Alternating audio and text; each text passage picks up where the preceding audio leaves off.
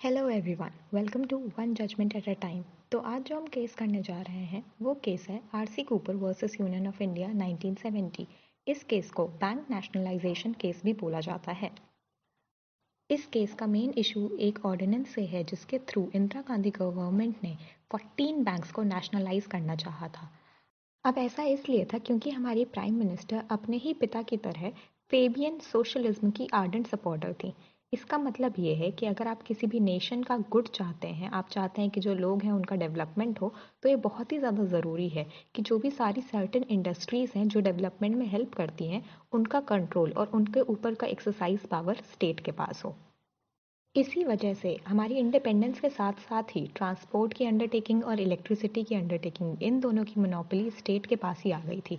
Even 1960s तक oil और refinery sector को भी नेशनलाइज कर दिया गया था। अब बैंक नेशनलाइजेशन को लेकर 1948 में ही ऑल इंडिया कांग्रेस कमेटी ने अच्छी खासी डिबेट की थी, बट उस टाइम पे सरदार वल्लभ भाई पटेल ने मना कर दिया। तो कुछ टाइम बाद ही 1955 में इंपीरियल बैंक ऑफ इंडिया को नेशनलाइज कर दिया गया था और उसके साथ साथ स्टेट बैंक के अंदर 7 अलग अलग सब्सिडरीज को भी नेशनलाइज कर दिया गया था। तो कहा जा सकता है कि एक partial nationalisation of the banking sector तो ऑलरेडी ही स्टार्ट हो चुका था।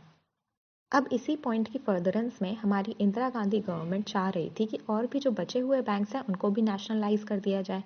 बट अब उस टाइम पे जो फिनेंस मिनिस्टर थे मिस्टर मोरारजी देसाई, वो इसके अगेंस्ट थे। उनका यही कहना था कि जो ये बैंक्स हैं इनको जब हम खरीदेंगे तो इनको कॉम्पनसेशन देंगे, जो कि अबाउट 85 करोड़ तक जा रही थी। अगर उसी पैसे को हम इकोनॉमी में डाल देंगे तो वो एक्सेलरेट हो जाएगी एंड फ्यूचर में हेल्प करेगी। और जहाँ तक उन्होंने कहा कि बात है कि बैंक को हम हर एक कोने तक पहुँचाएं, तो हम बैंकिंग लॉज में चेंज ले आते हैं, जिसकी वजह से बैंक्स को ऐसा कुछ करना ही पड़ेगा कि वो सोशल सेक्टर्स में भी इन्वेस्ट करें। तो ये था मोरारजी देसाई का पॉइंट, पर इंदिरा गांधी गवर्नमेंट ये मानने को तैयार नहीं थी। अब एक बात नोट करने वाली है कि मोरारजी देसाई उस टाइम पे सिर्फ फिनेंस मिनिस्टर नहीं थे, वो deputy prime minister of India भी थे। लेकिन तब भी डिफरेंसेस इतने ज़्यादा बढ़ गए कि मोरारजी देसाई को 17 जुलाई 1969 को डिसमिस कर दिया गया फिनेंस मिनिस्टर की पोस्ट से। इसके तुरंत बाद दूसरे ही दिन 18 जुलाई को उन्होंने वॉलेंट्री रिजाइन कर दिया डिप्टी प्राइम मिनिस्टर की पोस्ट से, और तुरंत इसके बाद 19 जुलाई को ऑर्डिनेंस पास हो गया। अब ये ऑर्डिनेंस था banking companies acquisition and transfer of property ordinance 1969। अब इस ऑर्डिनेंस के थ्रू हुआ क्या था कि 14 बैंक्स जो थे, जो कि ऑर्डिनेंस में लिस्टेड थे, उन सबको नेशनलाइज किया जा रहा था।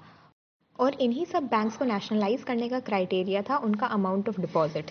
तो जो ये 14 बैंक सेलेक्ट हुए थे, इन सबके पास 50 करोड़ से ज़्यादा का डिपॉजिट था। अब इस ऑर्डिनेंस में ये बोला गया था कि जो ये 14 बैंक्स हैं, इनके जितने भी डायरेक्टर्स हैं उनको अपने ऑफिसेस वेकेट करने पड़ेंगे। जो बाकी स्टाफ है वो काम कर सकता है, बट अब उनकी जॉब्स गवर्नमेंट ऑफ इंडिया के अंदर आ जाएंगी। इसके साथ साथ ही इस ऑर्डिनेंस में ये भी बताया गया था कि जो ये बैंक्स हैं जिनको गवर्नमेंट अंडरटेक कर रही है, उसके बदले में जो उसको कॉम्पनसेशन देना पड़ेगा बैंक्स को, वो किस तरीके से होगा। तो इसके लिए दो तरीके थे। पहला ये कि एक अग्रीमेंट पे रीच कर जाए गवर्नमेंट भी और बैंक ओनर भी। तो अगर एक अग्रीमेंट रीच हो जाएगा दोनों के बीच में, तो उस अग्रीमेंट में जो वो लोग कॉम्पनसेशन डिसाइड करेंगे वही दे दी जाएगी। और दूसरा ये था कि अगर इन केस जो ये अग्रीमेंट है ये रीच नहीं होता है तो तब क्या होगा। तो अगर जब अग्रीमेंट रीच नहीं होगा तब ये मैटर रेफर किया जाएगा ट्राइब्यूनल के पास। और ये मैटर जो है ये 3 महीने के अंदर अंदर ही रेफर करना चाहिए। मतलब कि जिस दिन एक जो अग्रीमेंट था वो रीच होने में फेल हो गया, तो उसके 3 महीने के अंदर अंदर आपको ट्राइब्यूनल को रेफर करना पड़ेगा। अब ट्राइब्यूनल अपने हिसाब से डिसाइड करेगी कि कॉम्पनसेशन का क्या अमाउंट होना चाहिए। अब जो वो कॉम्पनसेशन का अमाउंट डिसाइड होगा ट्राइब्यूनल के थ्रू, वो अवार्ड जो मिलेगा वो 10 साल बाद मिलेगा, वो भी गवर्नमेंट सिक्योरिटीज़ के फॉर्म में। तो अब यही बात उन्होंने बोली कि जो ये 10 साल होंगे ये काउंट होंगे जिस दिन से आपका अग्रीमेंट फेल हो गया है। तो मान लीजिए आप जिस भी दिन आपने अग्रीमेंट नहीं रीच कर पाए हो, उसके बाद आप ट्राइब्यूनल गए, ट्राइब्यूनल में डिसाइड हुआ, और आपके उसी दिन से 10 साल काउंट होने लग जा रहे हैं, और 10 साल बाद आप जो ट्राइब्यूनल डिसाइड करेगी वो कॉम्पनसेशन आपको मिलेगा। तो हमारा जो ये ऑर्डिनेंस था ये सेशन के आने के 2 दिन पहले ही पास हुआ था। तो ऑर्डिनेंसेस वही होते हैं कि जब भी पार्लियामेंट को ऐसा लगता है कि अभी सेशन नहीं है और तब भी ऐसा कोई लॉ है जिसका पास होना बहुत ही ज़्यादा ज़रूरी होता है, तो वो ऑर्डिनेंस पास कर देते हैं। तो अब ये भी एक पॉइंट आ गया था कि 2 दिन बाद ही तो सेशन बैठने वाला था, तब पास हो सकता था, लेकिन ऑर्डिनेंस 2 दिन पहले ही पास हो गया। और जैसे ही सेशन बैठा तुरंत ही इस ऑर्डिनेंस को एक्ट बना दिया गया, जो था banking companies acquisition and transfer of property act 1969। तो अब चलते हैं पिटिशनर के आर्ग्यूमेंट्स की तरफ। तो हमारे जो पिटिशनर थे मिस्टर आरसी कूपर, ये उस टाइम पे सेंट्रल इंडिया जो बैंक था उसके डायरेक्टर थे। इसके साथ साथ ही बैंक ऑफ बड़ौदा और बैंक ऑफ इंडिया दोनों के ही शेयर्स इनके पास थे। तो अब इन्होंने 5 चीज़ें आर्ग्यू करी। सबसे पहली चीज़ जो इन्होंने बोली कि जो ऑर्डिनेंस पास हुआ है आर्टिकल 123 के तहत, ये बताता है कि ऑर्डिनेंस तभी पास हो सकता है जब एक एब्सोल्यूट नेसेसिटी हो। और एब्सोल्यूट नेसेसिटी क्यों होगी? क्योंकि दोनों ही हाउसेस हैं पार्लियामेंट के, वो अभी सेशन में नहीं है। तो उन्होंने बोला कि 2 दिन बाद ही तो सेशन बैठने वाला था। 2 दिन में ऐसी कौन सी एब्सोल्यूट नेसेसिटी आ गई कि इनको ऑर्डिनेंस को तुरंत ही पास करना पड़ा? तो इन्होंने यहाँ पर यही आर्ग्यू किया कि जो एब्सोल्यूट नेसेसिटी की यहाँ पर रिक्वायरमेंट है वो फुलफिल नहीं हुई है, क्योंकि 2 दिन बाद ही सेशन बैठ सकता था। तो इस तरीके से इनको ऑर्डिनेंस पास ही नहीं करना चाहिए था। और क्योंकि पास कर दिया है तो ये ऑर्डिनेंस कॉन्ट्रावेंशन में है और इस वजह से इसे आप क्वैश कर दीजिए। अब दूसरी चीज़ जो उन्होंने आर्ग्यू करी वो थी मेंटेनेबिलिटी ऑफ पिटिशन को लेके। अब मेंटेनेबिलिटी की बात इसलिए आई क्योंकि जो ये बैंक्स हैं ये कंपनीज हैं। अब इनके पास तो कोई फंडामेंटल राइट्स है नहीं। जब कोई फंडामेंटल राइट्स ही नहीं है तो ब्रीच किस बात का होगा? तो यहाँ पर इन्होंने ये आर्ग्यू किया कि ये अपने इंडिविजुअल कैपेसिटी में एक पिटिशन फाइल कर रहे हैं। ये बैंक के डायरेक्टर होने के नाते या बैंक के शेयर होल्डर होने के नाते ये पिटिशन फाइल नहीं कर रहे हैं। और क्योंकि उनकी इंडिविजुअल कैपेसिटी में उनके फंडामेंटल राइट्स का ब्रीच हुआ है, इस वजह से वो ये पिटिशन जो है ये मेंटेनेबल है। उन्होंने बोला कि कंपनी कोई भी सिटीजन नहीं है और इस वजह से वो फंडामेंटल राइट क्लेम नहीं कर सकती है। पर जो मिस्टर कूपर है, जो हमारे पिटिशनर हैं, वो तो सिटीजन है और इस वजह से उनके तो फंडामेंटल राइट्स हैं। तो उनके ही फंडामेंटल राइट्स का वॉयलेशन हो रहा है और वो कंपनी के फंडामेंटल राइट्स के वॉयलेशन की बात कर ही नहीं रहे हैं।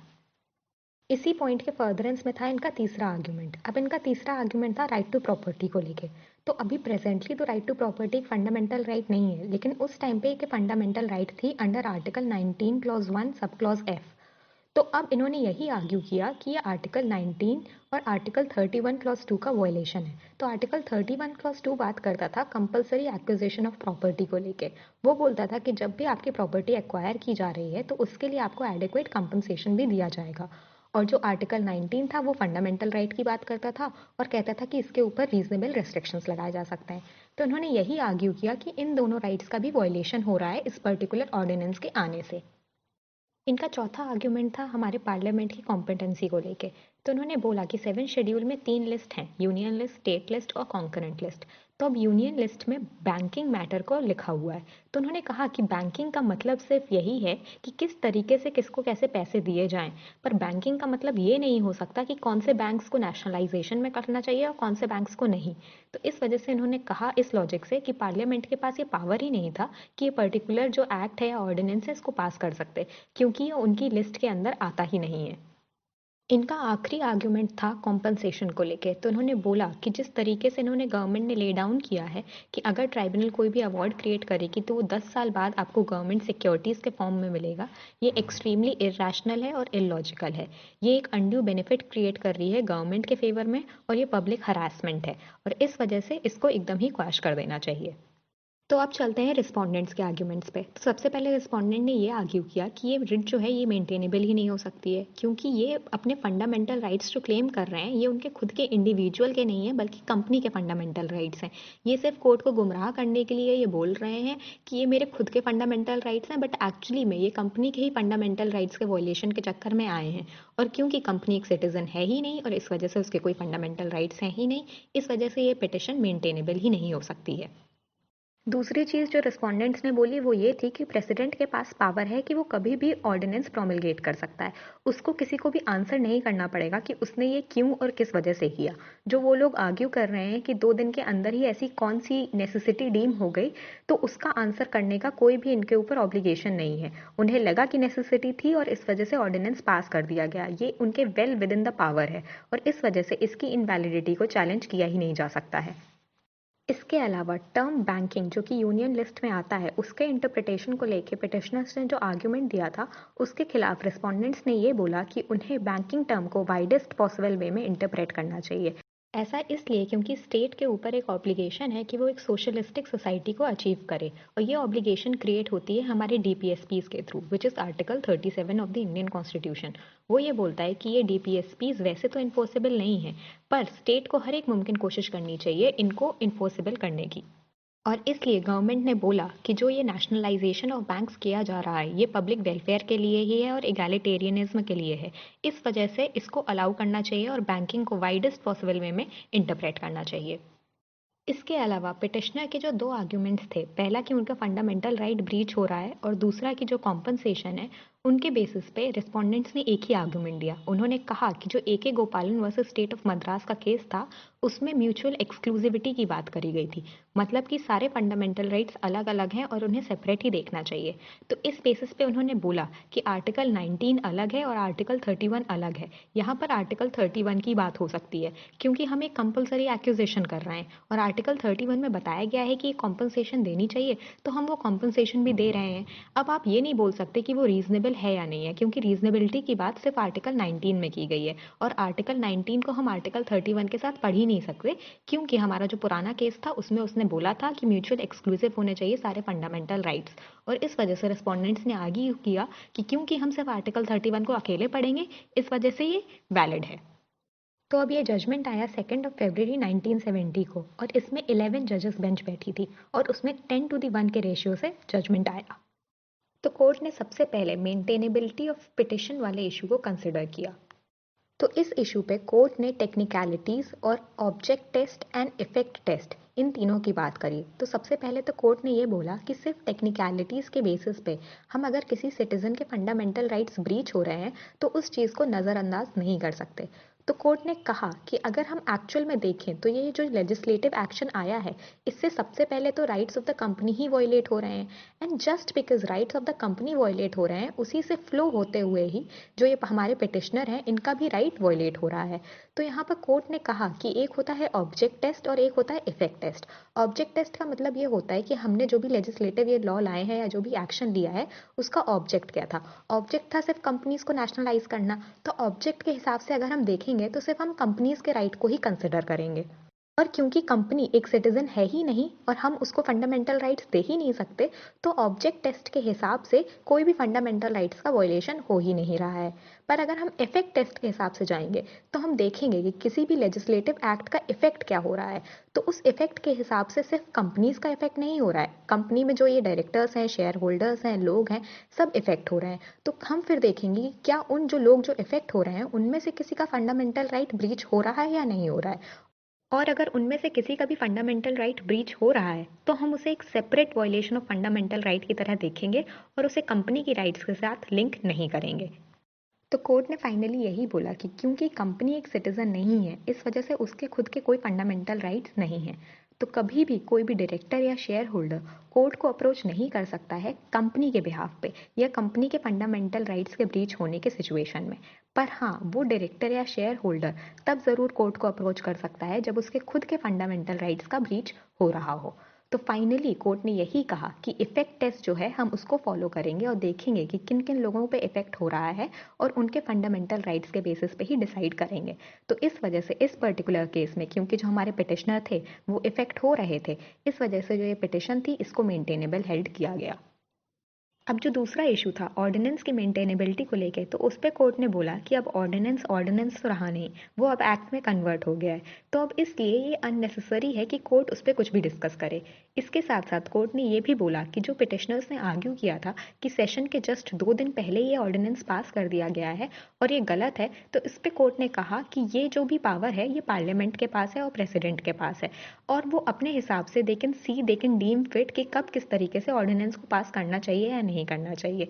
इस पे हम लोग रूल नहीं कर सकते हैं क्योंकि ये उनके well with in the power है। इसलिए ऑर्डिनेंस सेशन के चाहे 1 दिन पहले पास हो, 2 दिन पहले पास हो या कुछ घंटों पहले पास हो, उस पे कोई भी चीज़ को हम आर्ग्यू नहीं कर सकते क्योंकि वो उनके पावर के अंदर आती है। अब जो तीसरा इशू था बैंकिंग टर्म के इंटरप्रिटेशन को लेके, तो इस पे कोर्ट ने ना तो पिटिशनर की बात मानी और ना ही रिस्पोंडेंट्स की। कोर्ट ने ये बोला कि बैंकिंग टर्म से तो इस केस का लेना देना ही नहीं है। जो ये बैंक्स का नेशनलाइजेशन हो रहा है वो बेसिकली प्रॉपर्टी से रिलेटेड है। बैंक को यहाँ पर हम कंपनीज की तरह देख रहे हैं, प्रॉपर्टी की तरह देख रहे हैं और प्रॉपर्टी के ऊपर तो ऑलरेडी लॉज बने हुए हैं। तो हमें ये फालतू में लिस्ट में जाने का या बैंकिंग के इंटरप्रिटेशन में जाने की कोई ज़रूरत नहीं है। और उन्होंने कहा कि पार्लियामेंट के पास खुद ये पावर है कि वो कोई भी जो प्रॉपर्टी है उसको ले सकती है, एक्वायर कर सकती है एंड देयरफॉर उनको अलग से इस पे कुछ भी लेजिस्लेट करने की ज़रूरत नहीं है। इसके बाद आता है फंडामेंटल राइट्स के वॉयलेशन का इशू। तो पिटिशनर्स ने यही आर्ग्यू किया था कि आर्टिकल 31 के अंदर जो कंपलसरी एक्विजिशन की बात की गई है उसके ऊपर रीजनेबल रेस्ट्रिक्शन लगाए जाने चाहिए आर्टिकल 19 के तहत। और रिस्पोंडेंट्स ने ये बोला था कि क्योंकि ए गोपालन केस में म्यूचुअल एक्सक्लूसिविटी थ्योरी आई थी कि दोनों ही फंडामेंटल राइट्स को अलग अलग तरीके से पढ़ा जाना चाहिए, इस वजह से इनका अमेलगमेशन जो होगा वो गलत होगा। तो यहाँ पर कोर्ट ने म्यूचुअल एक्सक्लूसिविटी थ्योरी जो थी उसको ओवर रूल कर दिया। कोर्ट ने बोला कि ये बात सही है कि कोई भी यूनिफॉर्म पैटर्न नहीं है सारे फंडामेंटल राइट्स के बीच में, लेकिन एक थ्रेड है जो उन सबके साथ साथ चलता है, और वो थ्रेड ये है कि सारे जो इंडिविजुअल्स हैं या फिर जो ग्रुप ऑफ इंडिविजुअल्स हैं उनके राइट्स को प्रोटेक्ट किया जाए और उन्हें इन्फ्रिंज नहीं किया जाए। तो कोर्ट ने बोला कि क्योंकि there is a one common thread among all of them, that is why they should be read together and understood together.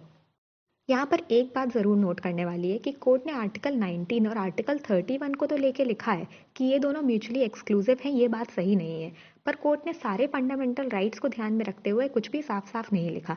और इसी वजह से जब बाद में मेनका गांधी का केस आया था तो ये बोला जाता है कि वो केस एक्चुअली में था जिसने म्यूचुअली एक्सक्लूसिव थ्योरी को ओवर रूल किया था। पर हाँ, इस केस में भी कोर्ट ने आर्टिकल 19 और आर्टिकल 31 से रिलेशन में बोला कि ये दोनों म्यूचुअली एक्सक्लूसिव नहीं है और इनको साथ में ही पढ़ा जाना चाहिए। अब प्रेजेंट केस में इसी चीज़ को अप्लाई करते हुए कोर्ट ने ये बोला कि इवन दो जो कंपलसरी एक्यूजेशन है उसके ऊपर रीजनेबल रेस्ट्रिक्शंस लगाए जाने चाहिए, पर तब भी स्टेट के पास ये मोनोपोली का राइट है कि वो किसी भी पर्टिकुलर ट्रेड के ऊपर मोनोपोली कर सके और किसी भी प्रॉपर्टी को एक्वायर कर सके। बस हाँ, उसे कॉम्पनसेशन का ध्यान देना चाहिए। तो कॉम्पनसेशन के इशू पे ही कोर्ट ने कहा कि जिस तरीके से ऑर्डिनेंस बताता है कि 10 साल बाद जाके आपको वो कॉम्पनसेशन मिलेगा गवर्नमेंट सिक्योरिटीज़ के फॉर्म में, वो एकदम ही इलॉजिकल है एंड देयरफॉर कोर्ट ने उसे क्वैश कर दिया। उसके साथ साथ कोर्ट ने ये भी देखा कि आर्टिकल 31 बात करता है कि आप कॉम्पनसेशन दोगे, पर उस कॉम्पनसेशन का जो भी अमाउंट होगा उसको आप बाद में जाके कोर्ट में आर्ग्यू नहीं कर सकते। तो कोर्ट ने बोला कि जो ये ऑब्जेक्टिव है एक्ट का ये सही नहीं है एंड देयरफॉर कोर्ट ने कोशिश करी कि जो ये पर्टिकुलर पॉइंट है इसको उससे हटाया जाए। पर टेस्ट ऑफ सेवरेबिलिटी लगा के भी कोर्ट को समझ में आ गया कि इस पर्टिकुलर चीज़ को नहीं हटाया जा सकता, तो पूरे ही एक्ट को क्वैश करना पड़ेगा और उन्होंने पूरे ही एक्ट को स्ट्रक डाउन कर दिया। इसके साथ ही हमारा ये केस खत्म होता है। हाँ, कुछ और पॉइंटर्स जो इस केस के हैं वो ये हैं कि जो 10 to 1 की रेशियो से जजमेंट आया था और एक जो जज थे जिन्होंने डिसेंटिंग ओपिनियन दिया था वो थे जस्टिस A N रे। इसके अलावा इस केस के जस्ट बाद 25th अमेंडमेंट आया था और उसमें कई चीज़ें जो इस केस में बोली गई थी उनको ओवर रूल कर दिया गया था। मैंने 25th अमेंडमेंट के बारे में केशवानंदा भारती केस में बात करी है, तो आप उस वीडियो में जाके देख सकते हैं। तो अगर आपको ये वीडियो अच्छी लगी हो तो प्लीज़ वीडियो को लाइक करिएगा, अपने दोस्तों के साथ शेयर करिएगा और मेरे चैनल को सब्सक्राइब करना ना भूलें। Thank you.